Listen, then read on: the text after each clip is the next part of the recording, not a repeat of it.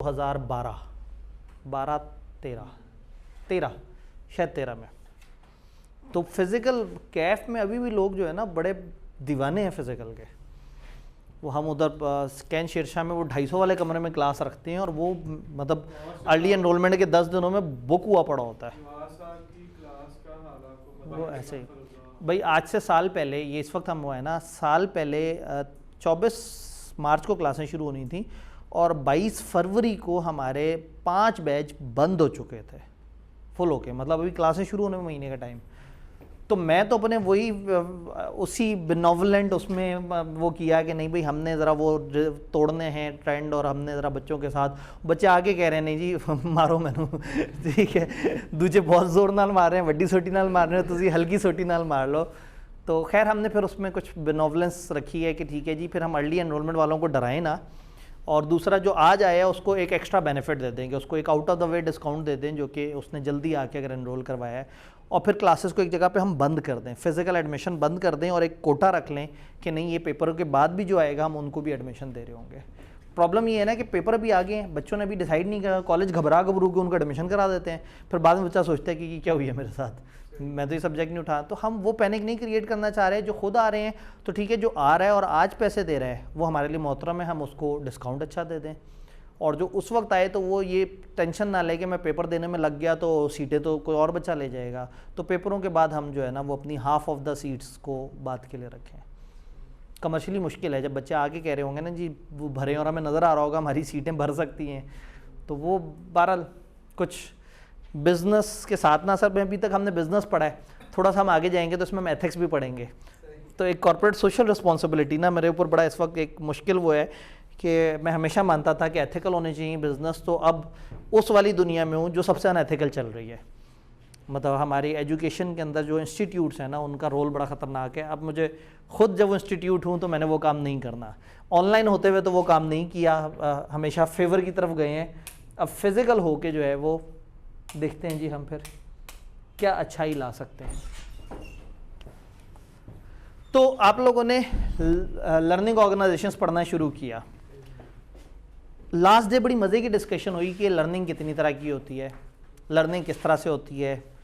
फिर वो honey and Mumford भाई आए, उन्होंने 4 तरीके के स्टाइल बताए और उस वक्त इत्तफाकन हमें क्लास में 4 एग्जैक्टली उस तरह की सोच रखने वाले, एक भाई को ज़बरदस्ती मैंने सोचवाया प्रैग्मेटिस्ट के ऊपर, लेकिन एक्टिविस्ट भी खुद बोल पड़े, वो रिफ्लेक्टर भी खुद बोल पड़े, थ्योरिस्ट भी खुद बोल पड़े। फिर हमने उसके फ़ायदे नुकसान और वो सारी चीज़ें देखी और फिर हमने देखा कि लर्निंग है क्या, फिर समझा एजुकेशन क्या है, फिर समझा डेवलपमेंट क्या है, फिर समझा ट्रेनिंग क्या है। वो सारी चीज़ों को करते करते आखिरी बात ये थी कि आप लोगों ने मुझे एक ट्रेनिंग का प्रोग्राम बना के दिया कि एक ट्रेनिंग करवानी है, तो आप लोगों ने मुझे उसका एक पैटर्न सेट करके देना था। तो आप लोगों ने कहा कि जी इस तरह से होगा, हम टाइम सेट करेंगे, उसकी ये चीज़ सेट होगी, वो चीज़ सेट होगी। लगता है लाइट फाइनली आ गई, जनरेटर, अच्छा हाँ जनरेटर चला, चूँकि आज तो पूरे पाकिस्तान में लाइट गई हुई है, अभी तक गई हुई है, सुने कि कोई 24-27 घंटे की है, सुबह 11 बजे तक। आज का तो यहाँ बैठ के बंदा काम करता रहे। ठीक है, अल्लाह खैर करे है ना। हमने बस फिज़िकल कॉलेज शुरू करना था और पाकिस्तान पे मुसीबतें शुरू हो गई। अच्छा जी, तो एक पैटर्न बना के दिया और आप सब लोगों ने इस चीज़ को अप्रिशिएट किया था कि एक नीड एनालिसिस होना चाहिए। क्या नीड है, उस नीड को समझना ज़रूरी है। शायद मैनेजर बोल रहा हो कि हमें ये चीज़ चाहिए, लेकिन एक दफ़ा समझो कि वो जो लोग हैं, जो ट्रेनीज़ हैं, उनकी एक्चुअल नीड क्या है। फिर देखो कि आपका प्रोग्राम उनको सूट भी कर रहा है नहीं कर रहा। फिर प्रोग्राम पे काम करो, ट्रेनर पे काम करो, जगह पे काम करो, चीज़ों को देखो, लॉजिस्टिक्स देखो, प्लस माइनस देखो, लेकिन अल्टीमेटली एक अच्छा training programme comes with a need. गुज़िश्ता लेक्चर में जो हमने डिस्कशन की उसमें कोई ऐसा पॉइंट जो पेंडिंग हो, कंफ्यूज कर रहा हो? जी,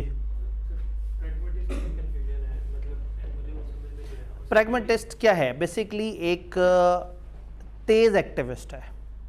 एक्टिविस्ट टक्कर खा के सीखेगा, दोबारा फिर से टक्कर मारेगा, 12 फिर से टक्कर मारेगा। प्रैग्मेटिस्ट ने टक्कर से सीखा है तो अगली दफ़ा उसने वो चीज़ ऐड ऑन कर ली, वो उसको भी देखेगा और एक नया तजर्बा भी करेगा, लेकिन कैलकुलेटिव वे में। तो प्रैग्मेटिस्ट नए तजर्बे करना चाहता है एक्टिविस्ट की तरह, लेकिन पढ़े लिखे तजर्बे करना चाहता है। वो कहीं ना कहीं पिछले तजर्बे के जो फीडबैक है उसको इन करता है और दोबारा से अपना साइकिल चला देता है। तो pragmatist is a combination, pragmatist theorist भी है। वो किसकी थ्योरी पढ़ता है? अपने ही तजर्बों की थ्योरी। वो किसको रिफ्लेक्ट करता है? अपने ही आप को रिफ्लेक्ट करता है। वो क्या करता है? वो एक्टिविस्ट है। वो एक ऐसा एक्टिविस्ट है जो अपने ही पास्ट एक्सपीरियंसेस का रिफ्लेक्टर और थ्योरिस्ट है। तो उससे क्यूमुलेटिव नॉलेज आ जाती है। अब वो एक नया तजर्बा करता है तो थोड़ा कैलकुलेटिव करता है। तो प्रैग्मेटिस्ट वो है जो एक ही चीज़ को दोबारा रिपीट करेगा तो उसमें एक नई वैरायटी लाने की कोशिश करेगा। एक्टिविस्ट ने एक दफ़ा काम कर लिया ना, एक सड़क से चला गया, पहली दफ़ा उसने रिसर्च की, अगली दफ़ा उसी पे चलता रहना है। बट प्रैग्मेटिस्ट ने नए वेज एक्सप्लोर करने हैं, हर दफ़ा अपने आप को अपग्रेड करना है। उस जगह पे, उस लर्निंग पे उस जगह पे नहीं रुके रहना, उससे एक स्टेप ऊपर जाके खेलना है। डन जी। गुज़िश्ता लेक्चर से रिलेटेड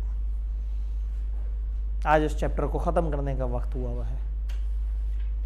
ये असल में आपको आदत पड़ी हुई है वो बड़े वाले चैप्टर की, चैप्टर 11 की। ये बेचारे बीच में दरमियान में मासूम चैप्टर्स भी हैं, तो हो जाए ख़तरों से टक्कर। हम लोगों ने बैरियर्स भी देख लिए थे, ओडी भी देख लिया था, कुछ नहीं छोड़ा था हमने। ट्रेनिंग मैनेजर का हमने रोल नहीं देखा था, लेकिन ट्रेनिंग एंड डेवलपमेंट प्रोसेस तक चले गए थे। बस फिर तो बचे कुछ नहीं जी।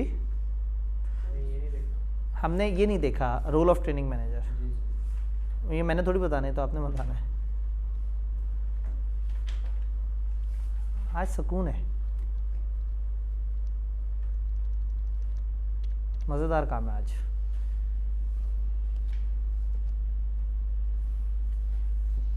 ट्रेनिंग का प्रोग्राम आपने डेवलप करके दे दिया। अब मेरा एक सवाल है, ट्रेनिंग मैनेजर की क्या जिम्मेदारी है? सर वो नीड को आइडेंटिफाई करे, एक्टिविटी को प्लान करेगा, इम्प्लीमेंटेशन अपने सामने करवाएगा, एवेल्युएट करेगा ट्रेनिंग को, और एम्प्लॉइज के रिस्पॉन्सेज लेगा, उसके रिस्पॉन्सेज लेगा लोगों के, उसके बाद में उनका एक्सपीरियंस क्या रहा, उसमें नई सीखने वाली चीज़ समझेगा, अपनी ही प्रोसेस को दोबारा से रीथिंक करेगा, नेक्स्ट टाइम के लिए कुछ अच्छी फीडबैक लेगा, इनिशियल कॉस्ट बजटिंग वगैरह करेगा, रिसोर्सेज की एलोकेशन करेगा। यानी कि ये कोई नया सवाल नहीं है। वो जो ट्रेनिंग प्रोग्राम था, बेसिकली उस ट्रेनिंग प्रोग्राम के सारे यूनिट्स उठा के इसके खाते डाल रहे हैं। किताब से पूछते हैं, किताब ने बड़ी मासूमियत में बताया कि ट्रेनिंग मैनेजर का क्या रोल है? आइडेंटिफाई करे training needs of the organisation, क्या ट्रेनिंग नीड्स हैं इदारे की, ट्रेनिंग प्रोग्राम्स को प्लान करे, इम्प्लीमेंट करे ट्रेनिंग प्रोग्राम्स को, मॉनिटर करे इम्प्लीमेंटेशन ऑफ ट्रेनिंग को, बेनिफिट्स को एवेल्युएट करे, इम्प्रूविंग द ट्रेनिंग को देखे कि किस तरह से हो सकता है, बजट, ऑब्जेक्टिव्स और वो सारी चीज़ों के लिए देखे, और note all of the above points are further elaborative in next unit. मैंने ये नोट डाल दिया था कि मुझे लगा था बच्चे आगे जाके कहेंगे नई चीज़ तो नहीं है, तो हमने वो अगला वाला यूनिट पहले डिस्कस कर लिया था जब आप लोगों ने मुझे ट्रेनिंग प्रोग्राम बना के दिया था, तो उसकी बेस पे पिछला वाला ये यूनिट जो है वो समझ आ गया। अब सवाल ये है कि ट्रेनिंग मैनेजर आएगा कहाँ से? कौन होगा ये training manager? Who is training manager? क्या इदारे में एक बंदे का डेजिग्नेशन है ट्रेनिंग मैनेजर? इंटरनल होगा, दैट कैन बी HR का एक personal, even that can be उस डिपार्टमेंट का हेड जिसको ये परेशानी है कि मेरे डिपार्टमेंट के लोग सही काम नहीं कर रहे, और वो उसको नीड, तो बेसिकली ये अलग से कोई टैग नहीं है, ये अलग से कोई पोजीशन नहीं है। दिस इज़ अ रोल जो कभी भी कोई भी बंदा अपने ऊपर चढ़ा सकता है, जिसको अपने डिपार्टमेंट में ज़रूरत हो, जिसको अपने इदारे में नज़र आ रहा हो, तो वो इसके हिसाब से चीज़ों को लेके चल सकता है। ज़रूरत पड़ने पे एक्सटर्नल हो सकता है। देखें, एक है ट्रेनिंग प्रोवाइड करने वाला बंदा, वो एक्सटर्नल है। ट्रेनिंग मैनेजर उससे फार बियॉन्ड चीज़ है, मतलब ट्रेनिंग मैनेजर ने देखना है कि हम ट्रेनिंग बाहर के बंदे से कराएं या अंदर के बंदे से। तो training manager is responsible person for all the game. ये अगर बाहर का बंदा होगा ना तो वो तबाह कर देगा इदारे को। ट्रेनर कैन भी बाहर का बंदा। ट्रेनिंग मैनेजर और ट्रेनर में फ़र्क है। ट्रेनर उस एक्टिविटी के लिए आने वाला बंदा है, ट्रेनिंग मैनेजर उसके लिए बजटिंग करने वाला, उसकी प्लानिंग करने वाला, उसके लिए रिसोर्सेज एलोकेट करने वाला, ईमेल करने वाला, राब्ते करने वाला, इन लोगों के लिए टाइम निकालने वाला, इनकी छुट्टियां अप्लाई करवाने वाला, वो सारा काम ट्रेनिंग मैनेजर कर रहा है।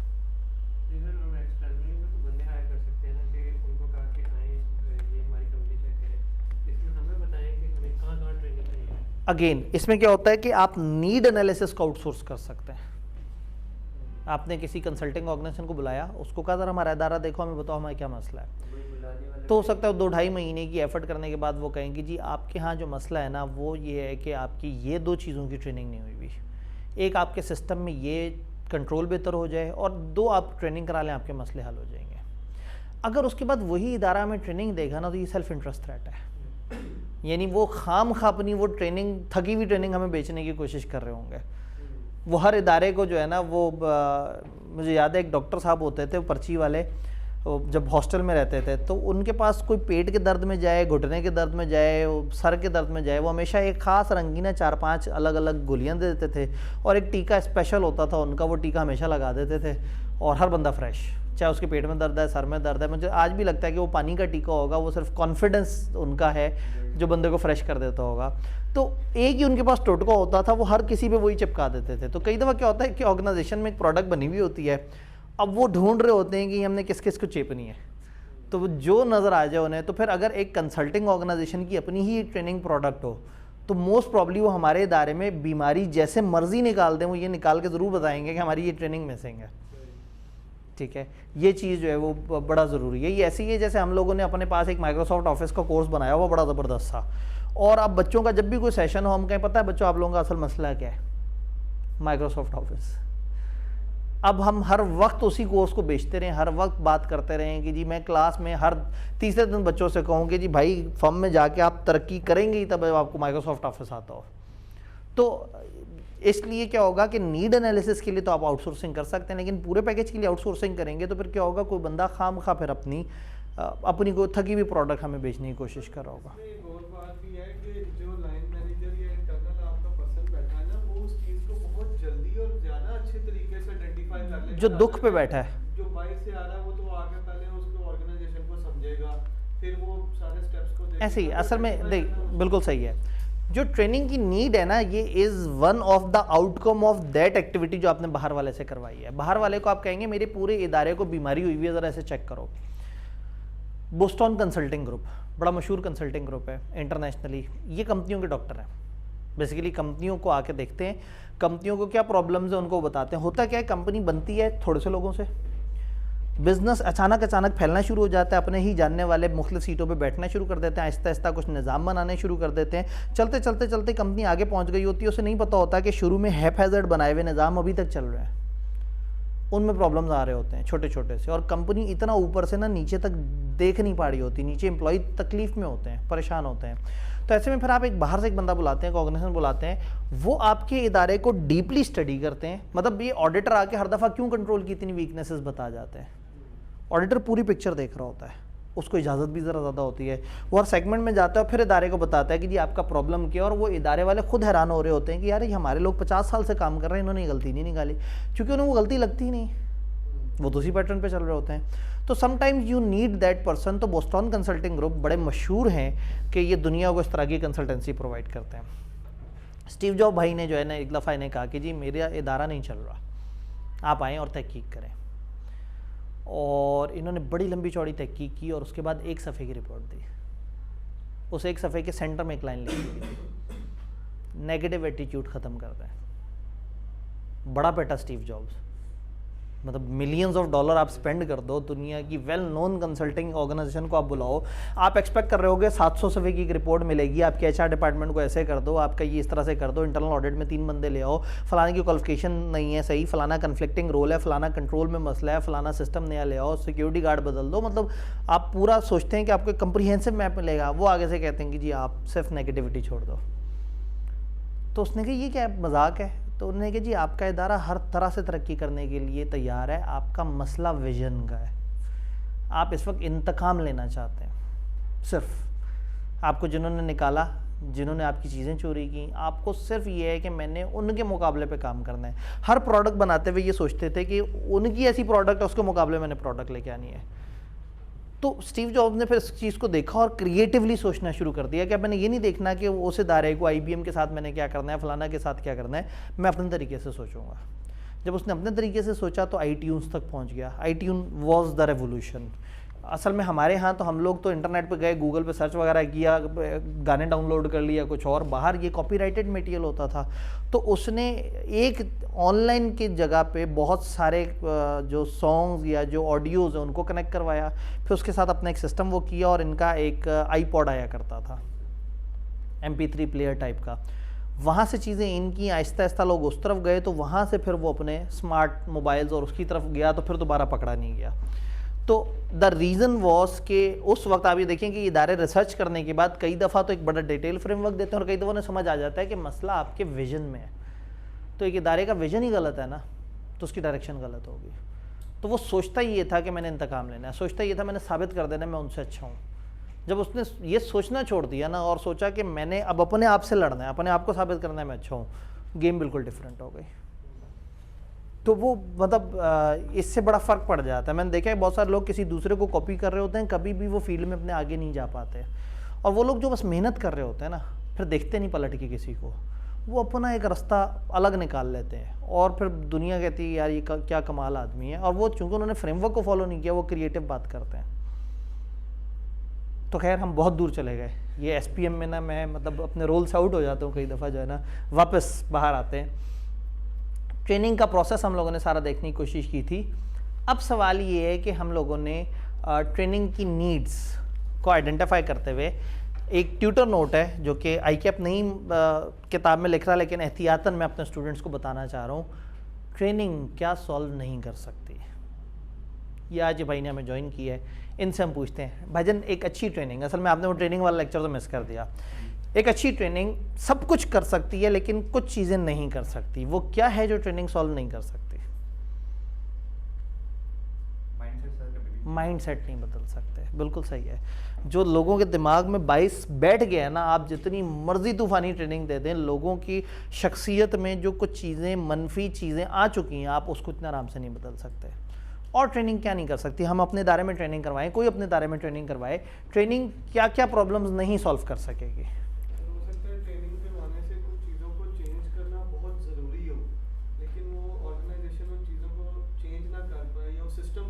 शायद ऑर्गेनाइजेशन कंपेटेबिलिटी इशू।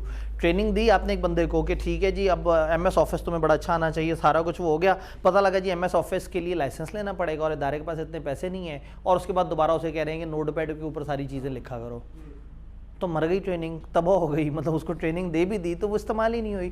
तो शायद कई दफ़ा इदारे का बजट, इदारे में फ्लेक्सिबिलिटी, इदारे में लचक उतनी नहीं होती। और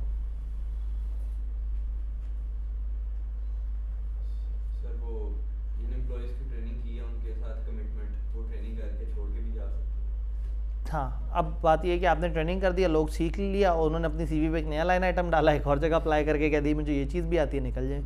ट्रेनिंग लॉयल्टी नहीं खरीद सकती।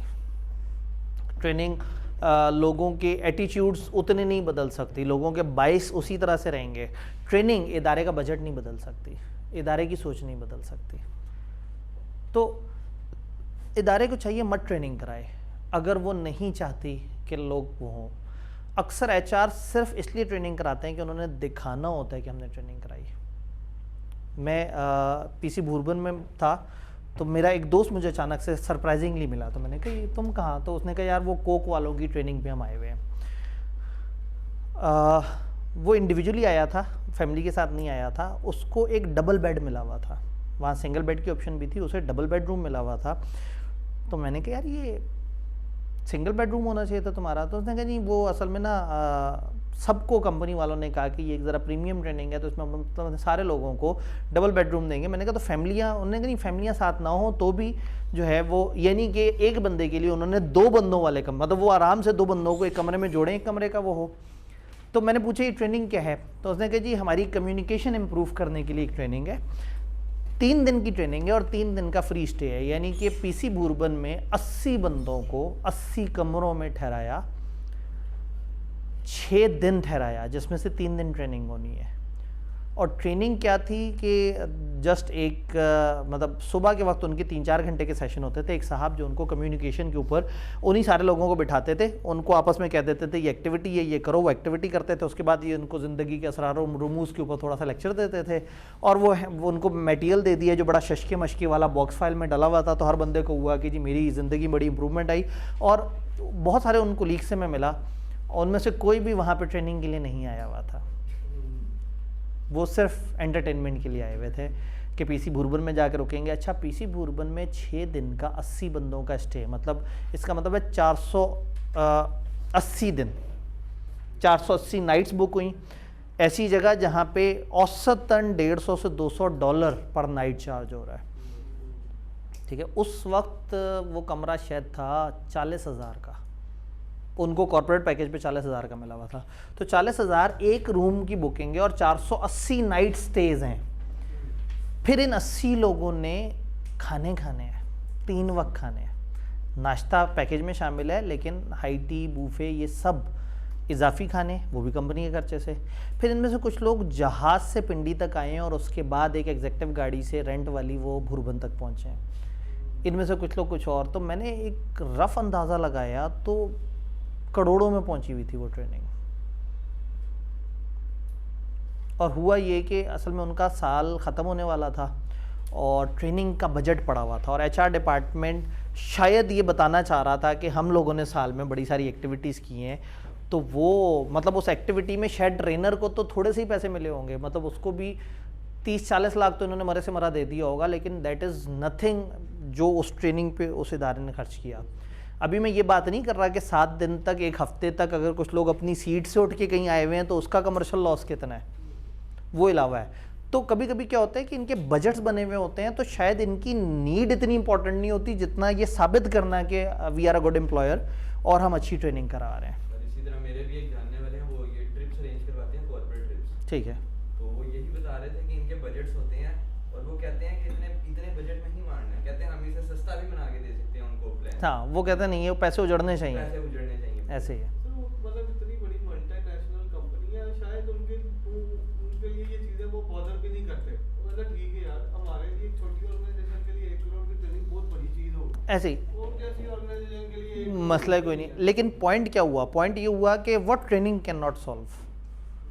ट्रेनिंग पे इतना पैसा लगाने के बाद भी ट्रेनिंग वो नहीं देगी जिसके लिए हुआ है, क्योंकि वो लोग एंटरटेनमेंट के लिए गए हैं, वो इजी हो गए। उन्हें पता है कि यार ये सिर्फ एक शुगल मुगल हो रहा है, सिर्फ हमने 3-4 घंटे की हाजिरी देनी है, उसके बाद सारा दिन घूमो फिरो, मरी जाओ, इस तरह से करो, यहाँ पे अच्छे खाबे खाओ, और जो है ना मतलब वो फिर मतलब वो सिर्फ पैसे उजाड़ने पे लगे हुए थे सबके सब। एचआर भी बाइस्ड हो गया है, हाँ, एम्प्लॉयज भी बाइस्ड हो गए, लेकिन समहाउ मैं समझता हूँ कि दूसरे एंड पे शायद क्रिएशन एक एक्टिविटी होगी ट्रेनिंग की मद में, उससे एम्प्लॉई जो है ना दोबारा जब एग्जैक्टली कोक लेवल पे सोचें तो वो कहेंगे यार ये आब्दी साहब को ना अंदाज़ा ही नहीं है, ये कमरे में खड़े होकर चंद लोगों के सामने कुछ बात कर रहे हैं, और है हम कॉर्पोरेट इदारे हैं, हमारे अगर ये 80 लोग मोटिवेशन से काम कर लेंगे, हमें अगले साल में 4 अरब जनरेट करके दे देंगे। लगा दिया हमने 20 करोड़ ट्रेनिंग पे, तो क्या हो गया। तो ये हमारे इतने लोग फ्रेश हो गए, और उसके बाद मतलब देखें ना वो ट्रेनिंग इतनी बड़ी थी कि मैं क्लास में बता रहा हूँ कि जी वो देखें क्या लेवल की ट्रेनिंग, कितना ज़्यादा उन्होंने खर्चा किया। तो ये मतलब इसके दूसरे कमर्शियल बेनिफिट्स भी हैं कि पेप्सी वाले लोग कहेंगे यार कोक वाले तो हफ्ते के लिए भूरबन ले जाते हैं, तो इसके कुछ और मकासद भी हैं। अब उस सारे मकसद में ना वो जो असल मकसद था ना, रूट कॉज, वो मर जाता है। ये दिस इज़ द प्रॉब्लम कि सम टाइम आप ट्रेनिंग में सिवाय ट्रेनिंग के हर चीज़ पे ध्यान दे रहे होते हैं, और वो सबसे हल्का एलिमेंट होता है। जिसके बाद उस ट्रिप को देखने के बाद लिटरली मैंने सोचा कि ट्रेनिंग ऑर्गेनाइजेशन सबसे ज़बरदस्त चीज़ है, और टीचर के लिए तो सबसे ज़बरदस्त चीज़ है। उसने हर दिन बेचारे ने 8-10 घंटे जो डायलॉग मारने हैं, तो वो चंद प्रोफेशनल्स के सामने वो डायलॉग मारे, और वो अच्छा बच्चे तो वही हैं, बच्चों को हर आपने 100 दिन तक पढ़ाना है, तो 100 दिन में कितने को आप ज़िंदगी के लेसन उन्हें दे देंगे। और जिन लोगों का आपने मिलना ही 3 दिन के लिए पूरी ज़िंदगी में, उसमें तो आप अपनी ही क्लास के कोई पुराने चुटकुले उठा के भी दोबारा छोड़ देंगे, उनके लिए नए होंगे, और हर ट्रेनिंग में वही चुटकुले छोड़ दें, एक ट्रेनिंग तैयार करके रख लें उसके बाद हर जगह। तो वाकई मतलब समझ आया कि यस ये एक डायमेंशन है जिसमें काफ़ी काम होने वाला है, और अच्छे लिंक्स मौजूद हों, अच्छे रेफरेंस बेस हो, तो एक अच्छी प्रोडक्ट डेवलप हो सकती है। और अगेन ठीक है, जब इदारा बिजनेस के बारे में सोचता है तो फिर वो ये नहीं सोचता कि नीड क्या है, वो पूछता है करना क्या है। जैसे उन्होंने कहा ना कि वो हम चाहते हैं कि हम कम पैसों में बना के दें, वो कहते हैं नहीं ज़्यादा लगने चाहिए। तो फिर वो इदारा भी फिर जालिम हो जाता है, वो कहता है ठीक है फिर उजाड़ना है तो फिर आओ फिर मिलकर उजाड़ते हैं। तो ट्रेनिंग क्या नहीं कर सकती, पुअर मैनेजमेंट सॉल्व नहीं कर सकती। मैनेजमेंट ट्रेनिंग शायद हेल्प कर दे, लेकिन अगर कंपनी की मैनेजमेंट ही सही नहीं है तो आप जितना मर्जी लोगों को ट्रेन कर दें, जॉब डिज़ाइन ही गलत है, बंदे को पता ही नहीं है उसने क्या करना है, इस तरह से गलत इक्विपमेंट गलत चीज़ अगर उसके पास मौजूद है तो बंदा ही गलत है। फिर इंटरनल मोटिवेशन सबसे अहम चीज़, अगर वो दिल से मुतमईन नहीं है, दिल से खुश नहीं है, तो ट्रेनिंग कुछ नहीं कर सकती। डन। ट्रेनिंग नीड्स को कैसे मीट करें? पहली बात ये कि ट्रेनिंग नीड्स कैसे पता लगेंगी, ट्रेनिंग नीड कैसे कैसे पता लग सकती हैं। किबला, आप एक इदारे में मौजूद हैं, उस इदारे को कैसे पता लग सकता है कि क्या ट्रेनिंग की ज़रूरत है? कौन सोचेगा, कौन किसको बताएगा? मैनेजर ने ऊपर वालों को बताना है कि ट्रेनिंग की ज़रूरत है मेरे नीचे वालों को। यानी आप कह रहे हैं कि मैनेजर असेस करेगा कि देयर इज़ अ गैप और वो ऊपर वालों को बताएगा। और कोई तरीका? कुछ फॉर्म्स, कुछ ऐसी चीज़ें एम्प्लॉय को पकड़ा दीजिए, एम्प्लॉय उसके ऊपर अपनी कुछ बातें लिखें जिससे हम समझ सकें, या उनसे पूछें हाँ भाई आपका कंप्यूटर लिटरेसी किस तरह की है, आपकी फ़लाना क्या है फ़लाना क्या है, तो हम एक फीडबैक फॉर्म दें जिसको देखने के बाद हम समझ सकें कि हाँ भाई हमें कहाँ ट्रेनिंग की नीड की ज़रूरत है। और हायर मैनेजमेंट का विजन, कभी कभी नीचे वाले को नहीं पता लगेगा, मैनेजर को नहीं पता लगेगा कि नीचे वाले को, वो देखेगा एग्जिस्टिंग जो उसे चाहिए वो उसके पास है या नहीं है, और ऊपर वाला सोच रहा होगा कि यार हमने आगे ऑनलाइन की दुनिया में घुसना है, हमने फलाना काम करना है, हमने क्लाउड बेस्ड सिस्टम की तरफ जाना है। तो कभी कभी स्ट्रेटेजिक टॉप पे एक विजन सोचा जाता है और उस विजन के हिसाब से देखते हैं कि हम इस तरफ जाएंगे और इसके लिए हमारे लोगों में क्या है, ओह नहीं हमारे लोगों में तो मिसिंग है, तो अपने लोगों को वो ट्रेनिंग दी जाए। तो ये ऊपर से नीचे की तरफ भी आ सकती है, ये नीचे से ऊपर के, मतलब नीचे वाले के हमें ट्रेनिंग की ज़रूरत है ऊपर वालों को बताएं, या ऊपर वाले कहें तुम्हें ट्रेनिंग की ज़रूरत है, वो पूछें क्यों, तो उन कहेंगे हमें पता है तुम्हें नहीं पता, हम ट्रेन करा रहे हैं फिर बाद में बता देंगे। और अगर उन्हें इन्वॉल्व करना है तो दिस इज़ गुड कि आप उनको फ्यूचर प्रॉस्पेक्ट्स का हल्का सा आइडिया दे दें कि देखो हम इस तरफ सोच रहे हैं, इस तरफ दुनिया जा रही है, अब हमें उस तरह की ट्रेनिंग करनी है।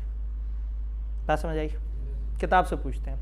Training need can be made by combination of top down and a bottom up approach. Top down approach भी हो सकती है, बॉटम अप अप्रोच भी हो सकती है। However training plan must be kept with in the spending limits and budget. उन्होंने कहा बस लिमिट्स और बजट जरा आपने जहन में रखने हैं। टॉप डाउन प्लानिंग क्या है? Involves the training manager and training department planning training program. For example, it might be a policy that employee in accounts department above a certain rank or grade must become qualified accountant. तो training department identify कर सकता है कि किन किन को ज़रूरत है। तो टॉप डाउन के ऊपर वाले बैठ के कहेंगे ये इन लोगों को ट्रेनिंग की ज़रूरत है, या उन्होंने आइडेंटिफाई किया है कि जो भी इस कैडर से ऊपर के होंगे उनको ये वाली ट्रेनिंग तो हमने देनी ही देनी है, क्योंकि उनको पता है कि उनको किस किस्म का बंदा चाहिए।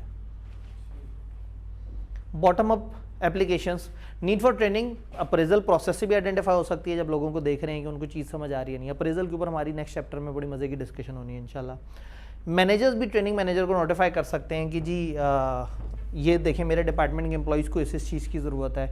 इंडिविजुअल अपनी जो पर्सनल डेवलपमेंट प्लान है, शायद हर बंदा अपने हिसाब से सोच रहा हो। याद है हमने कहा था बंदे का अपना पर्सनल डेवलपमेंट प्लान, शायद वही आके बता दे जी मैं अपने प्लान में ये चाहता हूँ, आप लोग अगर इस तरह की ट्रेनिंग ऑर्गेनाइज कर दें तो बड़ा ज़बरदस्त हो जाएगा, मैं इदारे के लिए ज़्यादा यूज़फुल बन जाऊँगा, और दिल में कह रहा होगा मैं अपने लिए ज़्यादा यूज़फुल बन जाऊँगा।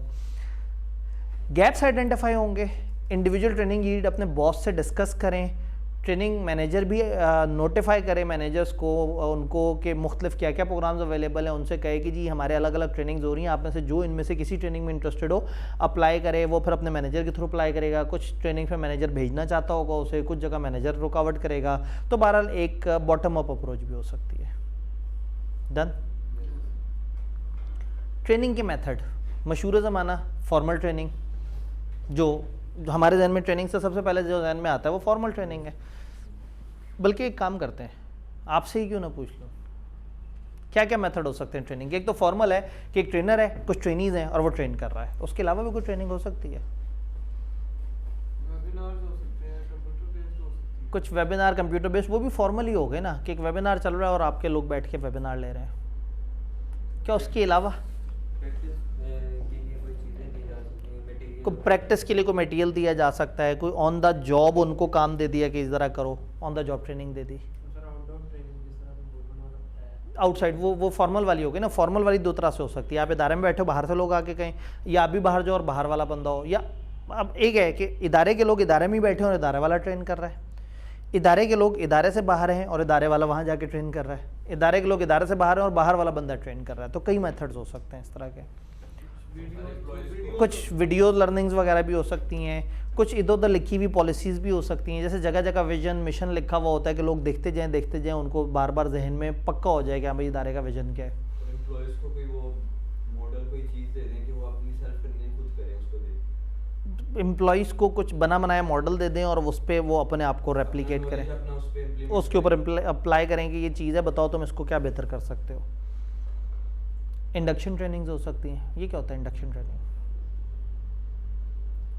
इंडक्शन के फ़ौरन बाद एक बंदा इदारे में आया है, अब इदारे में तो आया है, वो नौकरियां तो पता नहीं कहाँ कहाँ करके आया है, लेकिन उसको इस इदारे के बारे में नहीं पता, तो उसी का कोई सुपरवाइज़र, उसी का कोई थोड़ा सा सीनियर उसको साथ लेके फिर के बताएगी ये कैंटीन है, यहाँ पे ये चीज़ मिलती है, ये एंट्रेंस का रास्ता है, यहाँ पे तुमने बायोमेट्रिक लगाना होता है, ये इस तरह से करना है, ये गुप्ता साहब का कमरा है, यहाँ से तेज़ी से गुजरा करना है हमेशा, ये शर्मा साहब यहाँ पे बैठे हुए हैं, इनको नज़र नहीं आने चाहिए तुम, ठीक है, दोपहर 2 से 3 के दरमियान फलाना बंदे से दूर रहना है। अब मतलब वो इस तरह से जो है ना, जैसे फर्म में भी आप जाते हैं तो आपका कोई ना कोई सेमी सीनियर आपको गाइड कर रहा होता है कि भाई ये इस तरह से ये एहतियात करनी है इस तरह।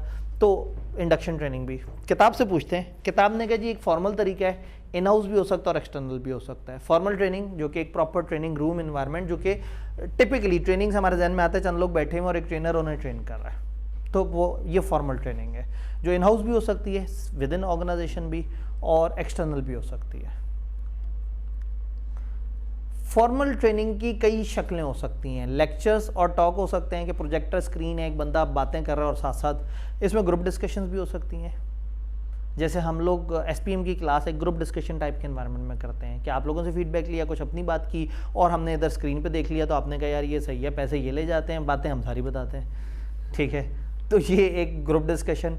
ट्रेनिंग फिल्म्स वगैरह हो सकती हैं, कई दफ़ा कुछ मूवीज़ दिखा दी, कोई आधे घंटे की, कोई 20 मिनट की, 25 मिनट की, जिसमें छोटे छोटे से सीखने वाले हैं। मैन्युफैक्चरिंग के दायरे में फॉर एग्जांपल वो एक इंसिडेंट दिखाएं कि एक एक्सीडेंट हुआ, वो क्यों हुआ, फिर देखें कि किस बंदे ने क्या गलती की थी, हमें कौन कौन सी एहतियात करनी चाहिए, कैसी करनी चाहिए, वो सारा। केस स्टडीज़ दी जा सकती हैं कि आप स्पेसिफिक उनको वो करें कि ये केस स्टडी है, ये इशू है, ज़रा देखो, वो ग्रुप डिस्कशन करें, अपने तौर पे सोचें, उसमें से प्रॉब्लम आइडेंटिफाई करेंगे, उनकी ट्रेनिंग होगी, उनको कम्प्लेक्स सिचुएशन डील करने आएगी। रोल प्ले एक्टिविटीज़ हो सकती है, जैसे हमने उधर भी कहा था इंटरव्यू में कि इंटरव्यू में भी आप कई दफ़ा एक ग्रुप को एक टास्क दे देते हैं कि ज़रा रोल प्ले करो और इसमें बताओ। बिज़नेस गेम्स हो सकती हैं, टीम बिल्डिंग की गेम्स होती हैं, कुछ और इस तरह से करके। मरहूम BMBS के पेपर में मैं एक गेम क्लास में करवाया करता था, कोशिश करता था, बच्चों के ग्रुप बन जाते थे, उनके पास टास्क होता था, उन्होंने येस नो पे टिक करना होता था, फिर उनकी कम्युनिकेशन होती थी, लड़ाइयाँ होती थी। उस दिन जो है ना वो बड़े गहरे दोस्त भी एक दूसरे से लड़ झगड़ के कमरे से निकलते थे, हालांकि स्टेक पे लगा होता था एक एक जूस, तो वो जो जीत जाएगा उसको एक एक जूस मिलेगा या पता नहीं क्या मिलेगा, लेकिन वो बच्चे उतनी सी एक्टिविटी में ना इतना ज़्यादा किरदार में आ जाते थे कि वो लड़ पड़ते थे एक दूसरे से। जो क्रूड्स दिखाते थे, बिल्कुल सही है। मतलब ये ट्रेनिंग फिल्म, मतलब मैं एक चैप्टर कराने से पहले एक एनिमेटेड मूवी दिखाता था, और मूवी देखने के बाद वो छोटे बच्चों को चेंज मैनेजमेंट, जिनको नहीं समझ आना, जो इदारे में गया ही नहीं, उसको चेंज मैनेजमेंट कहाँ समझ आनी है, वो मूवी देखने के बाद जो है ना वो चीज़ें जहन में बन गई होती थी। उसके बाद हल्का हल्का सा आइडिया देना होता था, फिल्म का रेफरेंस देना होता था, बच्चे बड़े हैप्पी हो जाते थे। तो अगेन ट्रेनिंग कई शक्लें ले सकता है। फिल्म डेलीगेट्स वाला चक्कर भी हो सकता है। कई दफ़ा क्या होगा, लोग बैठे हुए होंगे, उनको कहेंगे जी आप मार्केटिंग के बंदे हैं, आए हम मार्केटिंग में मिस्टर बजाज का आपको एक सिनेरियो दिखाते हैं। मिस्टर बजाज एक मशहूर मार्केटर होंगे और जनाब वो कैमरा दिखा रहा होगा कि देखो ये जब चलते हुए आ रहे हैं ना CCTV, ये देखो ये इदारे के अंदर चलते हुए आ रहे हैं, इस बंदे की चाल देखो कितना मुदब्बर होकर चल रहा है, देखो इसने अपनी आईज़ ऐसे सामने रखी हुई हैं, इसके हाथ में फाइल है, वो एक हाथ में है इसलिए कि दूसरे हाथ से इसने लोगों को हाथ मिलाना है। अगर सीधे हाथ में फाइल पकड़ी होगी और लोग आएंगे सामने तो वो उससे शेक हैंड नहीं कर सकेंगे, जिससे एक दूरी फास्ट वो हो जाएगा।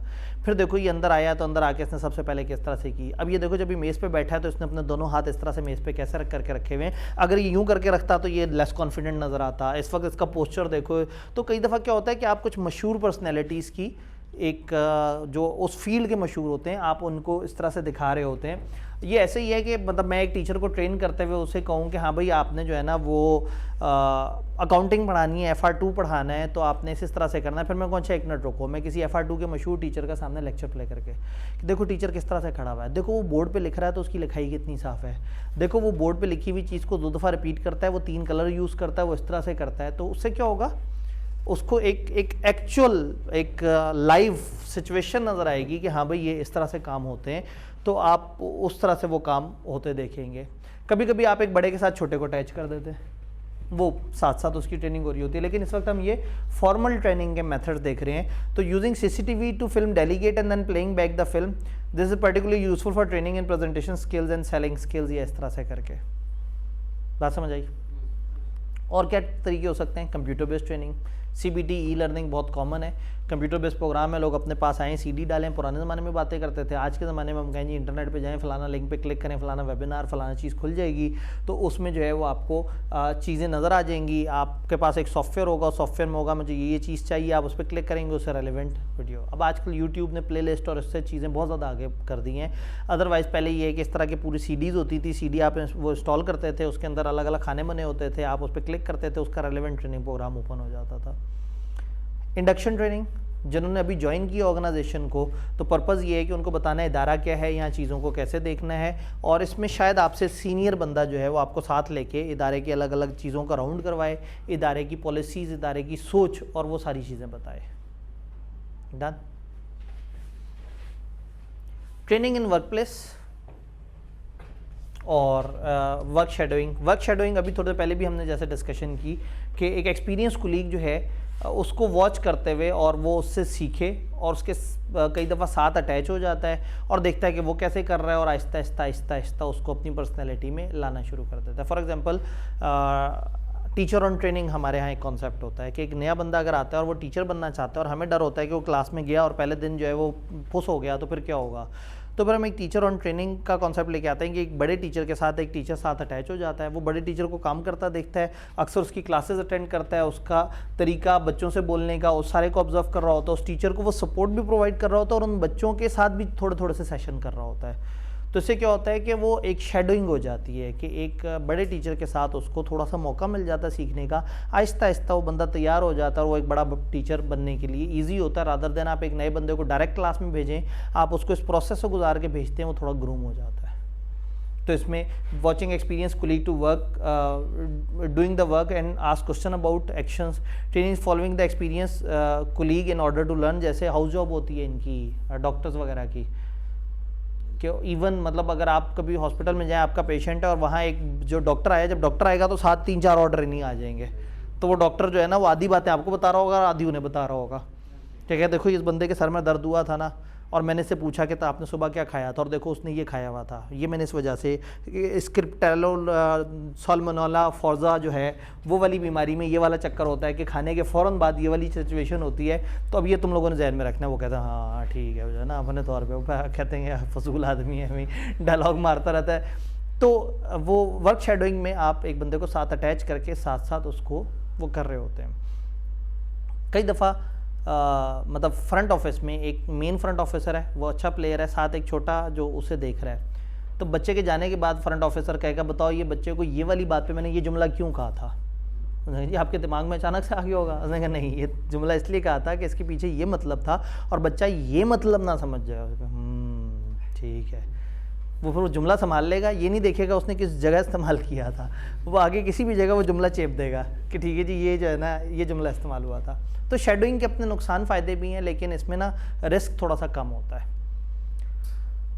ट्रेनिंग वर्क प्लेस, आप कहते हैं कि जी आप तो ज़रूरत ही नहीं आपको ट्रेनिंग देने की, आप अपने दायरे में बैठे हैं, काम करते रहो, ट्रेनिंग होती रहेगी। अपने सीनियर से पूछ लो, सीनियर आपको साथ साथ गाइड करे। इदारे की मजबूरी है कि उसने अच्छा काम करवाना है, तो आपकी अपनी वर्क प्लेस में आपको इन हाउस ही इतनी ज़बरदस्त ट्रेनिंग मिल जाती है कि आपको कोई ना कोई साथ साथ सिखाता रहता है, गाइड करता रहता है, आपसे सीनियर बंदा होता है। फर्म्स इस पे बिलीव रखती हैं कि एक दफ़ा बस ट्रेनी अंदर घुस गया बस सीख जाएगा।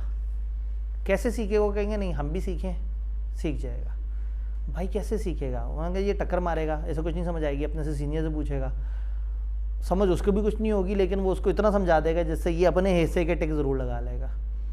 और फिर जब वो बड़ा होगा तो ये अपने से जूनियर को वही उतना ही समझाएगा जो इसको ऊपर वाले ने समझाया था। तो एक बड़ा ही अजीबोगरीब सिस्टम है जिसमें उतना नहीं सिखाया जाता, लेकिन बहरहाल ये बिलीव किया जाता है कि जब एक बंदा ट्रेनिंग के प्रोसेस में आएगा तो 3.5 साल धक्के खा खू के, सीनियर को देख के, मैनेजर को देख के, पार्टनर को देख के, बीच में कोई खुदा ना खास्ता अच्छा सीनियर भी मिल सकता है, हो सकता है वो कुछ ना कुछ अच्छी चीज़ गाइड कर दे, समझा दे, बता दे, और उससे आहिस्ता आहिस्ता वो चीज़ें इंप्रूव हो जाएँ। तो देयर इज़ अ प्रोसेस जिसमें दे बिलीव कि इंसान खुद ही से सीख रहा होता है, उसे सिखाने की ज़रूरत नहीं है, वो प्रोसेस में आके खुद ही से निखरना शुरू हो जाता है।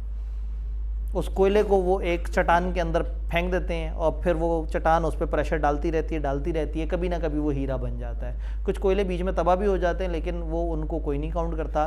जो हीरे बन के निकलते हैं उनको देख के कहते हैं देखा कितना अच्छा प्रोसेस था। तो उसके बाद वो हर पत्थर को हीरा बनाने के चक्कर में लग जाते हैं, लेकिन कुछ वाकई पत्थर होते हैं बेचारे हीरा नहीं होते। तो ये इस प्रोसेस का एक नुकसान है कि ये सारे लोगों को एक ही तरह से ट्रीट करता है। Method of training as well as development of individual. Training है टेक्निकल या प्रैक्टिकल स्किल्स की, जहाँ वर्क प्लेस आपकी डेवलपमेंट वो आपको हेल्प करती है। वर्क प्लेस में आपके सामने असल में काम हो रहा है, आपने जो असल में काम करना है वही आप कर रहे हैं, और इसमें आपको एक सीनियर सिखा रहा है। तो किसी कमरे में बैठ के किसी प्रेजेंटेशन पे अगर मैं आपको बताऊं कि आपने रिस्क को कैसे असेस करना है और आपने सब्सटैंटिव प्रोसीजर्स कैसे लगाने हैं और वोचर्स पे जाके कैसे टिक करना है, वो बिल्कुल ही पथैट है। और एक तरफ आप एक्चुअल में मैं आपके साथ वो कहूँ कि ये वर्किंग पेपर है, ज़रा यहाँ 4 जगह पे टिक लगाओ, तो वो जो आप सीखेंगे ना वो कभी भी कमरे में प्रोजेक्टर पे नहीं सीखा जा सकता। तो ऑन द जॉब ट्रेनिंग बहरहाल एक ऐसी चीज़ है, और इदारे को बड़ा फ़ायदा है। एम्प्लॉय वही कर रहा है जो उसने करना है, तो इदारे का टाइम भी नहीं ज़ाया हुआ, वरना 7 दिन के लिए बंदे पीसी बूर बन गए हुए हैं। अब आप पीछे बैठे हुए हैं कि जी सारे लोग छुट्टी पे, अब क्या करें ट्रेनिंग के नाम पे काम भी जी। ट्रेनिंग और एम्प्लॉयर जो है आपको ट्रेनिंग के नाम पे काम ले रहा है आपसे, आपकी ट्रेनिंग हो रही है, और आप उसके पास जाके कहते हैं जी मुझे एक परेशानी है, तो वो कहते हैं हाँ तुम्हें ये लग रहा होगा ना कि तुम्हें स्टाइपेंड बिला वजह मिल रहा है, हम तुम्हें सिखा रहे हैं, ऊपर से पैसे भी दे रहे हैं, लेकिन कोई बात नहीं यार, हम अच्छे लोग हैं, मत परेशान हो। ऐसा मत सोचा करो। देखो मतलब तुम्हारे लिए मोहतरम हो, आई कैप ने कह दिया हमें, अब हम ज़ाहिर है आई कैप का वो ख्याल रखेंगे। तो देखो हम तुम्हें सिखा भी रहे हैं, अपने सेंसिटिव क्लाइंट्स का डाटा एक्सपोज कर देते हैं तुम्हारे सामने, और तुम जैसा एक हल्का बंदा उस पर काम करता है, फिर हम तुम्हें ग्रूम करते हैं, तुम्हें मौका देते हैं, और सोचो बगैर चार्जेस के, ऊपर से तुम्हें पॉकेट मनी भी दे देते हैं, और तुम फिर सोचते हो कि ये क्या, ये तो मेरी सैलरी इतनी कम है, ऑफिस बॉय भी मेरे से ज़्यादा ले रहे हैं। ये सैलरी नहीं है पगले, स्टाइपेंड है, ये वजीफ़ा है। वजीफ़ा एक एजाज़ है, आपको काम भी सिखा रहे हैं और ऊपर से कह रहे हैं अच्छा कोई टॉफ़ियाँ शॉफ़ियाँ खानी हो तो ये चलो इजाफी पैसे भी ले लो। आखिर में कहेंगे बात बेटा 5 दिन का करीब 16,000 में सिर्फ टोकनी यानी। हाँ तो ऐसे ही, लेकिन असल में फिर बात ये है कि आप जहाँ थोड़ी सी आएँ बाएँ शाएँ करेंगे, वो आपसे कहेंगे बेटा मुझे भी पता है 3 महीने पहले वो जो वाला क्लाइंट था, तुम कितने दिन वाकई रिक्शे पे गए और कितने दिन तुमने रिक्शे के पैसे चार्ज किए, वो भी हमें पता है। अब उन्हें भी पता होता है कि ट्रेनी अपने लेवल पे जितनी कोई छोटी 2 नंबरी लगा सकता है वो 3 2 नंबरी लगाएगा। उस गरीब का हाथ बड़ी जगह पे नहीं पड़ा, वो बड़ी जगह पड़ता तो बड़ी 2 नंबरी लगाता। तो वो सबको पता होता है कि सब लोग चोर हैं कहीं ना कहीं, सबके सब जो है बेईमान है अंदर से, बस सिर्फ मौका मिलने की बात है कि बड़ा मौका छोटा मौका।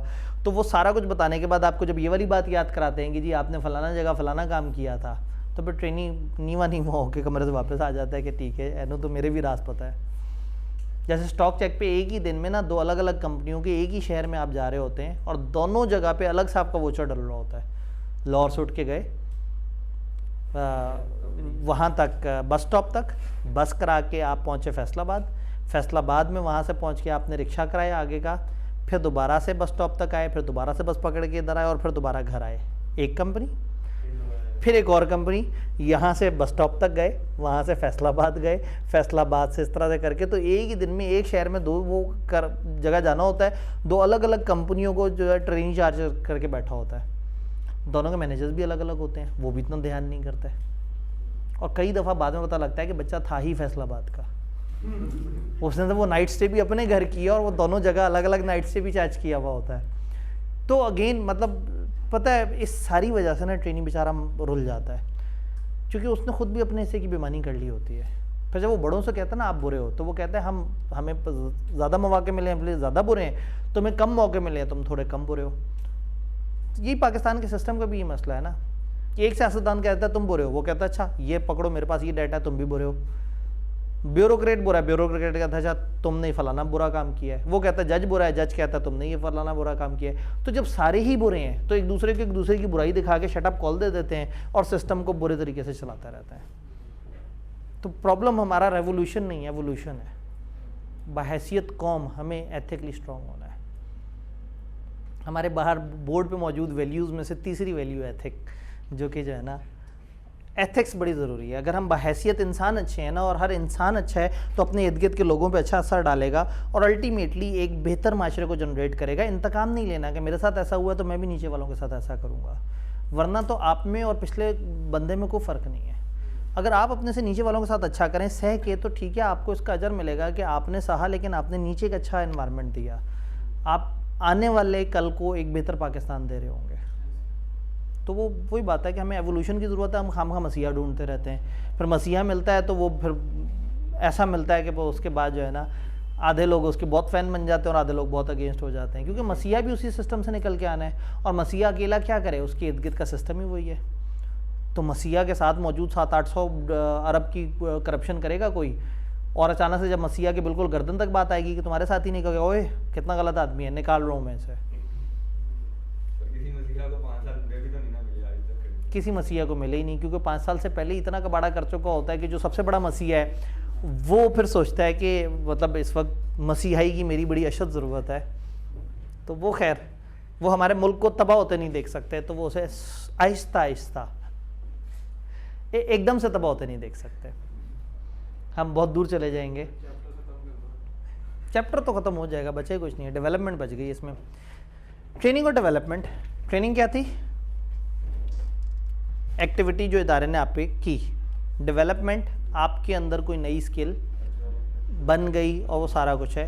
तो डेवलपमेंट की काफ़ी सारी एक्टिविटीज़ हैं, ज़रूरी नहीं कि वो हमेशा ट्रेनिंग हो। कई दफ़ा आपके साथ एक एक्शन होता है, कई दफ़ा आपको जॉब एनरिचमेंट मिल जाती है, कई दफ़ा आपकी जॉब एनलार्जमेंट हो जाती है, कई दफ़ा जॉब रोटेशन हो जाती है, कई दफ़ा कुछ और इस तरह से मामला होता है। हमने आज इन लफ्ज़ों के फ़र्क देखने हैं।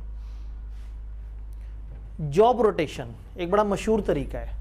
मशहूर तरीका क्या है कि एक बंदा एक जगह काम कर रहा है, उसको कुछ अर्सा गुजारने के बाद एक और डिपार्टमेंट में भेज दो, और वो तंग आके कहेगा यार अच्छा भला अब तो मुझे काम आ गया था, मुझे क्यों यहाँ से हटाया। तो हम कहेंगे तुम्हें काम आ गया था तो कहीं तुम काम ना डाल दो, ठीक है, कहीं तुम कोई गेम ना चला दो, तो इसलिए हम तुम्हें दूसरी जगह पे शिफ्ट कर रहे हैं। होता ये है कि एक बंदा एक जगह पे बड़े अरसे तक रहता है तो उसे जुगाड़ें समझ आ जाती हैं, कहाँ पे किस तरह से होगा, महीने में कितने दिन काम करना है, कौन सी जगह कौन सी अटेंडेंस फाइल को किस तरह से करना है, कौन से सप्लायर को कैसे डील करना है। तो इदारे जॉब रोटेशन इस वजह से भी करते हैं कि बंदा दूसरी जगह जाएगा तो दोबारा से एफर्ट करेगा, इधर तो पक्का हो गया, ठंडा हो गया। और दूसरा ये है कि उसमें नई स्किल भी तो आएगी। अगर उसको सिर्फ एक ही डिपार्टमेंट का काम करना आता होगा तो उसकी अपनी भी सीवी अच्छी ग्रो नहीं करेगी।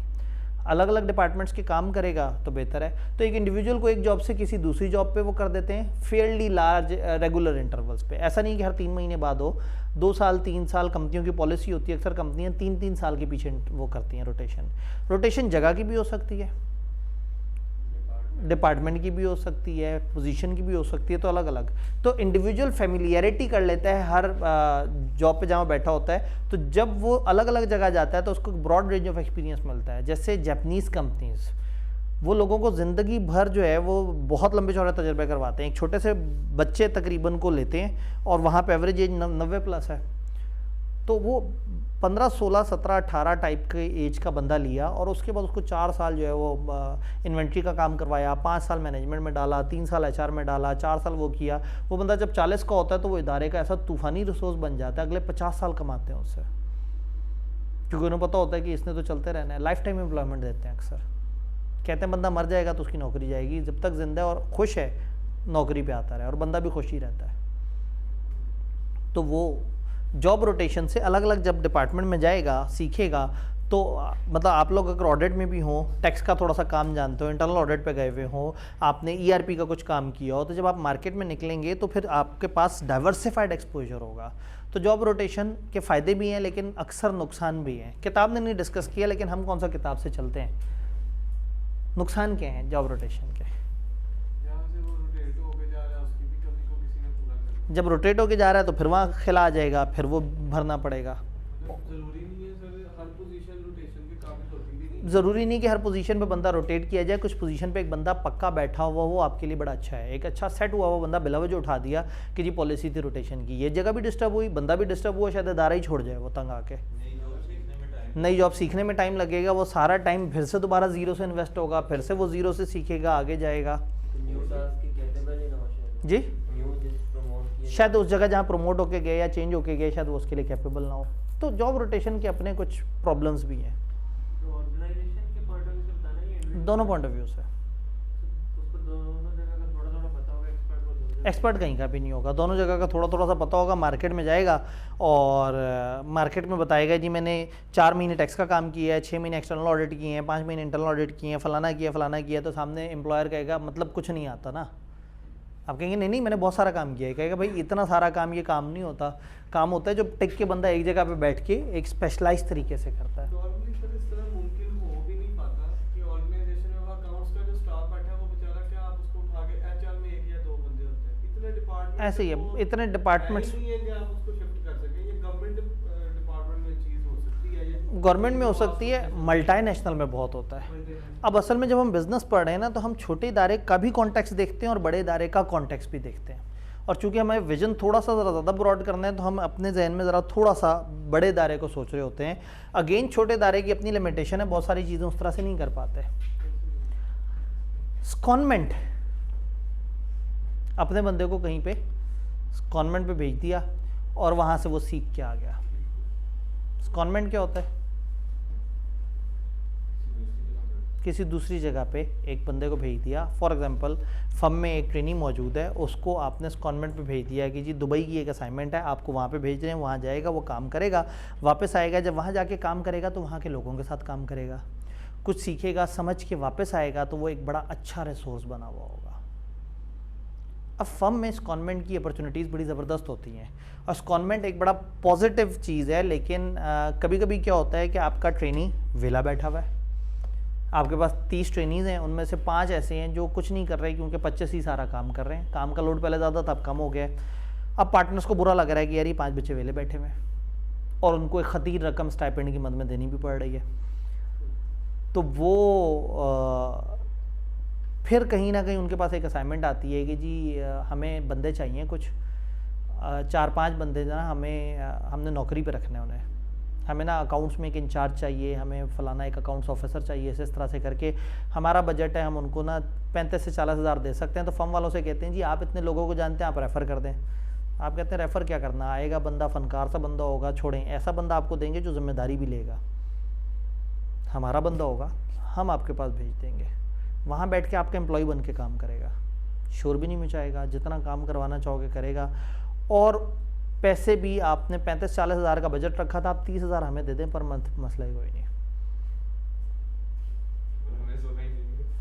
जाहिर है आप तो ट्रेन हो रहे हैं ना, तो मतलब कहना नहीं चाहिए, लेकिन इसका मतलब होता है कि आपने बंदा किराए पे चला दिया। 16 हज़ार का बंदा पकड़ा और 30 हज़ार पे उसे, मतलब उस बंदे का मिनिमम यूज़ था कि वो कुछ नहीं करे तो उसे किराए पे चला दो। तो बहरहाल ये नेगेटिव वर्ड्स हैं, लेकिन मैं ऐसा नेगेटिव कहना नहीं चाह रहा। असल में उस बंदे को जब वो वेला बैठा हुआ पार्टनर बुलाएगा और उसे कहेगा कि बेटा मेरा दुख है कि मेरे इदारे में ना इतना काम नहीं है और मेरा एक रिसोर्स बैठा हुआ वो सीख नहीं पा रहा, मैंने अपने एक दोस्त से रिक्वेस्ट की है, उसके इदारे में कुछ काम था तो मैं आपको वहाँ पे भेज रहा हूँ। देखो बड़ी ज़िम्मेदारी से मैंने आपका नाम लिया है क्योंकि मैं सोच रहा था कि मेरे इदारे में ये 4-5 लोग जो है ना, ये इनमें वो जज्बा है, इनमें वो जोश है। देखो वहाँ जाओ, काम करो, उनके अंडर काम करो, फिर वहाँ आपको सीखने का मौका मिलेगा। देखो हमारा मैनेजमेंट स्टाइल डिफरेंट है, उनका स्टाइल डिफरेंट है, तो देखो वो लोग किस तरह से मैनेज करते हैं। वहाँ डे टू डे अफेयर देखो, तुमने एंड पे जॉब कैसी करनी है, ऐसी तो करनी है, अभी से सीख लो। और बस देखो हमारी नाक ना कटवाना, और वो एक सीनियर लेवल की पोजीशन है, तुमने तो ट्रेनिंग करने के बाद ऐसी किसी पोजीशन में जाना था, हम तुम्हें अभी से भेज रहे हैं, थोड़ा सा सिखाएंगे। एक दो दिन उसके साथ मैनेजर आके बैठेगा, डे टू डे अफेयर्स देखेगा, उसके बाद कहेगा तुम आओ और ये करते रहो। वो बंदा भी नौकरी की तरह आएगा, अटेंडेंस लगाया करेगा, डेली काम किया करेगा, घर चला जाएगा और कहेगा यार मैं फर्म में ट्रेनिंग करने आया था, मुझे नौकरी भी लगा दिया इन्होंने। तो स्कॉनमेंट जो है ना, एम्प्लॉय को स्कॉन कर दिया जाता है, seconded to work somewhere else for a period of time It's the time spent away from normal working environment in another department or as part of a project team. Individual gain experience from working with people from different part of organization or with external consultant. तो बंदा सीखता है जब वो लोगों के साथ काम करता है। तो secondment है जब आप बंदों को भेजते हैं। फर्म्स में कई दफ़ा अच्छी secondment भी होती है। भाई बाहर दुबई में एक बड़ा काम आया उनके पास, दुबई का रिसोर्स महंगा है, पाकिस्तान का रिसोर्स सस्ता है, तो दुबई की फर्म पाकिस्तानी फर्म से कहेगी कि हमें 20 बंदे चाहिए, वो कहेंगे मसला कोई नहीं, अपने बंदों को secondment पे भेज देंगे, वहाँ जितना मिलता है उससे आधा पाकिस्तानी को देंगे, पाकिस्तान में जितना मिलता है उससे 4 गुना मिल रहा होगा उसको, वहाँ का आधा यहाँ के 4 गुना से ऊपर होगा, ट्रेनिंग भी खुश, एक्सपोजर भी उसका हो गया, उसको इंटरनेशनल काम करने का मौका भी मिल गया, दुनिया की भी समझ आ गई, CV पे भी लिखवा लिया और फर्म ने भी कुछ कमा लिया, बच्चे ने भी कुछ कमा लिया। तो ये एक विन विन गेम होती है। डिप्यूटाइजिंग फॉर मैनेजर, कई दफ़ा हम जो है ना एक बंदे को अपॉर्चुनिटी दे देते हैं कि जी आपका बॉस अगर एब्सेंट हुआ हुआ है, वो मौजूद नहीं है, तो आप उसके हिस्से का काम करो। उससे क्या होता है, उसमें एक एलिवेशन आ जाती है, वो सीखता है, उसकी जॉब एनरिचमेंट होती है, उसको अपने से सीनियर काम करने का मौका मिलता है, तो उससे बेहतर सीखता है और अच्छे तरीके से परफॉर्म करता है। कभी कभी डेलीगेशन ऑफ रिस्पॉन्सिबिलिटी, कि इंडिविजुअल्स को एडिशनल रिस्पॉन्सिबिलिटी दे दी जाती है। अब इसमें ना 2 तरह का काम होता है, अगर सामने इसमें नहीं भी लिखा हुआ तो मैं बताऊं, एक जॉब एनरिचमेंट होती है और एक जॉब एनलार्जमेंट होती है। जॉब एनरिचमेंट जाती है वाई एक्सेस पे, एक बंदा इस कैडर में बैठा है, ऊपर के कैडर का एक काम मिल जाता है और वो ये वाला बंदा करता है, ये जॉब एनरिचमेंट है, जॉब एनरिच हुई है, ऊपर की तरफ गई है। फिर एक जॉब एनलार्जमेंट होती है जो एक्स एक्सेस पे काम करती है। आप अपने डिपार्टमेंट में एक काम कर रहे हैं, दूसरे डिपार्टमेंट का उसी तरह का काम आपको मिल गया, आप एक ब्रांच की मार्केटिंग कर रहे हैं, आपको दूसरी ब्रांच की मार्केटिंग भी मिल गई, जॉब एनलार्जमेंट, आपका काम बढ़ गया लेकिन सेम स्केल पे बढ़ा। जॉब एनरिचमेंट इज आप मैनेजर मार्केटिंग के थे, सीनियर मैनेजर मार्केटिंग के काम आपने करने शुरू कर दिए, तो जॉब एनरिचमेंट में ऊपर की तरफ आप जा रहे हैं, जॉब एनलार्जमेंट में दोनों तरह के कामों में काम आपको ज़्यादा मिल रहा है और दोनों में आप मोटिवेट हो रहे हैं क्योंकि आपको सीखने का मौका मिल रहा है। इसमें क्या होता है, जहन में एक चीज़ आती है कि कल को जब सीट खाली होगी मैं सबसे पहले आऊँगा, उन्हें पता है यार ये बंदा मैनेजर वाला काम कर लेता है, तो डेलीगेशन ऑफ रिस्पॉन्सिबिलिटी या इस तरह का डिप्यूट कर देना किसी मैनेजर की जगह, तो ये आपको सीखने का मौका भी देता है, मोटिवेशन भी होती है और आप कल को इसमें थोड़ा आगे भी बढ़ सकते हैं। डन। मेंटोरिंग, साथ साथ आपको मेंटोरशिप मिलती है, आपको गाइडेंस मिल रही होती है। कई दफ़ा आपका बॉस जो है वो बात बात पे जो है वो डायलॉग मारना शुरू कर देता है, बैठ के अपने किस्से सुनाने शुरू कर देता है, कुछ किस्से काम के भी होते हैं, उसमें आपके लिए सीखने का भी बड़ा कुछ होता है। तो कई दफ़ा आपको एक अच्छी मेंटोरशिप मिलती है, आपके इदारे के चंद लीडर्स ऐसे होते हैं जो ना सिर्फ अच्छा काम करना चाहते हैं बल्कि नीचे वालों को अच्छा डेवलप भी करना चाहते हैं, तो समटाइम्स आप इस तरह की मेंटोरिंग से डेवलप हो रहे होते हैं। अप्रेजल्स चैप्टर 13 में जाके डिटेल से बात करेंगे कि फर्म का एक अपना ऑर्गेनाइजेशन का अपना एक सिस्टम होता है फीडबैक का, वो आपको कैसे सिखाता है, क्यों सिखाता है, बड़ी लंबी चौड़ी डिस्कशन है वहाँ पे। आपका जॉब डिज़ाइन, जैसे जॉब एनरिचमेंट और enlargement, vertical job enlargement, horizontal job enlargement, ये भी आपको कई दफ़ा आपके काम में ही कुछ एडिशनल काम ऐड कर दिए जाते हैं जो कि आपको मोटिवेट भी करता है और डेवलप भी करता है। डन। पर्सनल डेवलपमेंट प्लान क्या हो सकता है, हमने बात की थी। एक होता है पर्सनल डेवलपमेंट प्लान, ये इदारे का होता है कि इदारे ने अपने लोगों को कैसे डेवलप करना है, और एक है पर्सनल डेवलपमेंट प्लान, ये भाई का अपना ज़ाती प्लान कि मैंने लाइफ में क्या करना है, ये भाई का अपना ज़ाती प्लान, वो भाई का अपना ज़ाती प्लान। तो पर्सनल डेवलपमेंट प्लान जैसे कैफ में होता है, मैं अभी इतने इतने पेपर दे के ऐसे ही करूँगा, आगे जाऊँगा, फिर मैं इस तरह की फर्म ढूंढूंगा, फिर फर्म में पहुँचता तो आप कहते हैं मैं इतने अरसे यहाँ रुक के फिर उनसे बार बार कहूँगा कि मुझे दूसरे डिपार्टमेंट भेज दें या इस तरह। इसी तरह से नौकरी पर भी आप ऐसा करते हैं, मैं 2 साल ये जॉब करूँगा इस जगह पर, फिर अगर ग्रोथ ना हुई तो मैं इदारा शिफ्ट कर लूँगा, दूसरी इंडस्ट्री में ट्राई कर लूँगा, नहीं बात बनी इसी इंडस्ट्री में वापस आऊँगा। तो हर बंदे का अपना एक पर्सनल डेवलपमेंट प्लान है जिसमें उसने मुख्तलिफ चीज़ें वो की होती हैं, मैं ये स्किल सीखूंगा, मैं ये काम करूँगा। कुछ लोग कहते हैं मैं 3 साल पाकिस्तान में काम करके बाहर चला जाऊँगा, 10 साल बाहर लगा के पाकिस्तान वापस आऊँगा। तो ये हर किसी के अपने अपने पर्सनल डेवलपमेंट प्लान होते हैं। तो पर्सनल डेवलपमेंट प्लान के बारे में किताब ही कह रही है कि many individual have some ambition and want to develop their career. कुछ लाइफ लॉन्ग कैरियर की प्लानिंग करते हैं, कुछ उस तरह से नहीं सोचते, कुछ अपने मैनेजर्स पर हमेशा रिलाई नहीं करते हैं कि वो उनको डेवलप करेंगे, वो खुद से देखते हैं कि मुझे इस इदारे में डेवलपमेंट मिली तो ठीक है, नहीं मिली आई विल फ्लाई।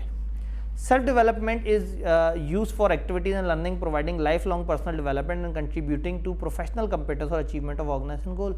अब अगर आप सेल्फ डेवलपमेंट के प्लान लोगों को दे देना, भाई मेरा एक बंदा है जो चाहता है कि वो ग्रूम हो, उसकी कम्युनिकेशन बेहतर हो, और मैं अपने HR के अंदर ही एक सिस्टम रखूं कि जब एक एम्प्लॉय को 2 साल हो गए हमारे पास, हम उसको कम्युनिकेशन का कोर्स करा दें।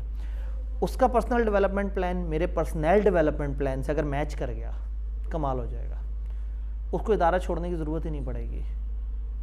ये इतना आइडियल नहीं है, लेकिन बहरहाल अगर आप लोगों को वो चीज़ देते रहें जो उन्हें चाहिए तो वो इदारा नहीं छोड़ता है, अनलेस कि उन्होंने अपनी तनख्वाह वगैरह बढ़वानी हो। सेल्फ डेवलपमेंट इंडिविजुअल जो है वो किस तरह से एनहांस कर सकते हैं। स्टाफ अप्रेजल सिस्टम, जिसके ऊपर अभी हम बात नहीं कर रहे, ये अप्रेजल से रिलेटेड डिस्कशन, इसको आप कैरी फॉरवर्ड लिख देंगे। चैप्टर 13 पढ़ने के बाद ये वाली बात ज़रा ज़्यादा बेहतर समझ आएगी। अप्रेजल के सिस्टम को भी हमने सही से देखना है। फाइनल बात इसमें स्किल डेवलपमेंट प्रोग्राम, मुख्तलिफ तरह के ऑर्गेनाइजेशन के कुछ प्रोग्राम होते हैं जिसमें वो साथ साथ लोगों की स्किल्स वगैरह पे काम कर रहे होते हैं। तो इन्होंने चंद एग्जांपल्स दी हैं: training need analysis, management development programme, graduate recruitment programme. अलग अलग तरह के ऑर्गेनाइजेशन में होते हैं। तो ट्रेनिंग नीड एनालिसिस, अगेन आप देखते हैं कि आपके क्या क्या लोगों की क्या क्या ट्रेनिंग नीड्स हैं, जिसके ऊपर हमने अच्छी खासी डिस्कशन की है कि प्रॉब्लम्स क्या, आप देखते हैं लोगों को चाहिए क्या और हम उनको वो चीज़ कैसे प्रोवाइड कर सकते हैं। Then management development programme, management की स्किल जो हमारी मैनेजमेंट को रिक्वायर होगी और फिर हम ट्रेनिंग अपने मैनेजर्स के लिए कर रहे हो, तो ये कुछ इस तरह के प्रोग्राम भी होते हैं। कुछ graduate recruitment programme formal programme है लार्ज ऑर्गेनाइजेशन में, जिसमें मुख्तलिफ लोगों को मुख्तलिफ जगह से पिक करेंगे, जाके यूनिवर्सिटीज़ में बताएंगे कि हमारा ये इदारा है, हम इस तरह से काम करते हैं। यूनिवर्सिटी वाले इतने सारे ग्रेजुएट तड़प रहे होंगे कि उनको नौकरी कोई नहीं मिल रही, डिग्री उनके पास मौजूद है, वो आप वहाँ से टैलेंट आइडेंटिफाई करेंगे, उनको कुछ अर्से ट्रेन करेंगे और अपने पास रख लेंगे। कई दफ़ा कुछ यूनिवर्सिटीज़ के साथ आप इदारा आप बातचीत करके रख लेता है। आपको पता है यूनिवर्सिटी वालों को नौकरियाँ नहीं मिल रही इतने आराम से, और वो काम करना चाहते हैं और वो पढ़े लिखे लोग हैं। तो फिर आप दरमियान में एक छोटी सी डेवलपमेंट प्रोग्राम की एक्टिविटी डाल के और ये करते हैं कि ठीक है जी, वो लोग आप उनको आइडेंटिफाई करें, उनको ट्रेन करें, उनको अपने इदारे के हिसाब से एडजस्ट करें और फिर अपने इदारे पे मुनासिब लेवल की सैलरी पे डाल दें, बजाय इसके कि आप डायरेक्ट पब्लिक ऑफ़र करते हैं कि जी हमें बंदा चाहिए नौकरी के लिए। लोग आगे कहते हैं मैं 70,000 लूँगा, 80,000 लूँगा। आपने एक ट्रेनी एक स्टूडेंट को पकड़ा जो कि तकरीबन अभी फ्री हुआ है, उसको थोड़ी सी ट्रेनिंग दी 3-4 हफ्ते की और उसको इदारे में 35,000 में ज्वाइनिंग दे दी। वो बड़ा खुश होगा कि मैं सीख रहा हूँ आहिस्ता आहिस्ता। आप बंदे को भी डेवलप कर लिया, लो कॉस्ट पे भी बंदा मिल गया और आपके साथ लॉयल भी हो गया। जिसको आपने अपना सारा सिस्टम सिखा दिया है वो बंदा आपके लिए फिर बड़ा काम का हो जाएगा और फिर आप आगे उसको एक मुनासिब सी इंक्रीमेंट दे देंगे तो उसके वो सारे ख्वाब जो उसने देखे हुए थे 70-80 हज़ार वाले वो फारिग हो जाएंगे। उसको एक रियलिटी वो मिल जाएगा कि ठीक है जी 50,000 बहुत ज़्यादा रुपये होता है। तो कभी कभी इस तरह के भी प्रोग्राम होते हैं। आगे जब हम वो पढ़ रहे थे कि what training can not do, उसमें आपने कहा कि लॉयल्टी नहीं खरीद सकते। ऐसे ही है। लेकिन अगर हमारा ट्रेनिंग प्रोग्राम उसकी पर्सनल डेवलपमेंट प्रोग्राम के साथ मैच कर रहा है तो फिर हम लॉयल्टी काफ़ी हद तक खरीद सकते हैं। इंसान फिर बड़े ज़ालिम है, उसने निकलना है ना तो उसने निकल जाना है, उसने फिर नहीं सुनना। उसने कहना है जी मैं यूके से मुझे अपॉर्चुनिटी है, मुझे बताएं मैं क्या करूं। क्या करेंगे आप अगर अच्छे एम्प्लॉयर हैं तो आप कहेंगे यार जाओ, जाने वालों को कौन रोक सकता है। तो अगेन बहरहाल आप सही कह रहे हैं कि मसले काफ़ी हद तक हल हो सकते हैं। तो इसका मतलब है एक अच्छा HR एक ऐसा ट्रेनिंग प्रोग्राम, एक ऐसा थ्रू आउट सेट रखे कि हर एम्प्लॉई ख़ास लेवल पे पहुंचने के बाद कुछ कोर्सेज़ किया करे। फिर उसके अलावा कुछ आपने स्पेसिफिक, ये CSS वाले इसीलिए वो क्या करते हैं हर स्टेज पे कुछ ट्रेनिंग्स रख देते हैं और उसमें हर बंदा उस ट्रेनिंग से गुजर के ऊपर पहुंचता है तो उसमें एक साहब बनने वाली सारी खसूसियात मौजूद होती हैं। फिर जब वो निज़ाम को देखता है तो उसको फिर वो फ़िरौनियत निज़ाम से वो पिक कर लेता है। सिखा अपने सिस्टम उसे दिया होता है तो सिस्टम का पक्का मंझा हुआ बंदा प्लस निज़ाम की फ़िरौनियत उसमें ऐड हो जाती है, किलर कम्बिनेशन बन जाता है। फिर सियासतदान क्या बेचते हैं, ठीक है। तो बहरहाल हम जो है ना, इससे पहले कि हम ख़तरनाक बातें शुरू कर दें, हम इस चैप्टर को दफन करते हैं। तो डेवलपमेंट, ट्रेनिंग एंड डेवलपमेंट से रिलेटेड हमने बात ख़त्म की। चैप्टर 13 जो कि अगेन एक रीज़नेबली साइज चैप्टर है, इंशाल्लाह हम वो कल शुरू कर रहे होंगे। और किताब तो मेरे ख्याल में आप लोगों को मिल गई थी उस दिन, तो अब किताब हमें देने की ज़रूरत नहीं है। जो नए लोग हैं उनको मैं बता दूं कि हमारे इस कोर्स के साथ किताब फ्री है, तो किताब आपको फ्रंट ऑफिस वाले दे देंगे। हाँ, लेकिन अगर आपने बहुत ज़्यादा बारगेन की होगी और उनके जज्बात को मजरू किया होगा तो उन्होंने इतना बड़ा क्रॉस लगा दिया होगा किताब के आगे कि अनु किताब नहीं देनी, तो वो किताब आप लोगों को साथ मिलेगी और उसी से ही हम साथ साथ देख रहे हैं जी। ट्रेनिंग मैनेजर HR की बजाय अगर हर डिपार्टमेंट का अपना अपना हो तो वो ज़्यादा बेहतर नहीं, वो ज़्यादा अच्छी आइडेंटिफाई। बिल्कुल, ये बड़ी अच्छी बात है कि अपना अपना हो लेकिन उसको बजट्स नहीं पता होंगे। तो एक मिक्स, हर डिपार्टमेंट का जो मैनेजर है वो कहीं ना कहीं एक छोटा सा रोल अपना आइडेंटिफाई ज़रूर रखे कि अपने लोगों के प्रॉब्लम्स बताता रहे, HR को प्रेस करता रहे। कई दफ़ा एक गंदा मैनेजर मार देता है एक एम्प्लॉय को, कि एम्प्लॉय से बार बार कह रहा हो क्या यार मैं HR वालों से कहूँगा, वो कहेंगे खर्चे वाली बात। और कुछ मैनेजर ऐसे पक्के होते हैं कि उन्हें पता होता है बजट नहीं है, बार बार इतनी दफ़ा मेल डालेंगे कि तंग आके HR वाला ट्रेनिंग रख ही देगा उनके दायरे की। तो मैनेजर को एक ट्रेनिंग रोल ज़रूर रखना चाहिए, बट आइडियली ट्रेनिंग का जो ओवरऑल रिस्पॉन्सिबल पर्सन है, अगर वो HR से आएगा तो वो ज़रा ज़्यादा बजट्स के साथ आएगा, वो एंटिटी वाइड प्लानिंग के साथ आएगा, ना कि एक डिपार्टमेंट को लेके। ठीक हो गया जी, इंशाल्लाह ताला मिलते हैं।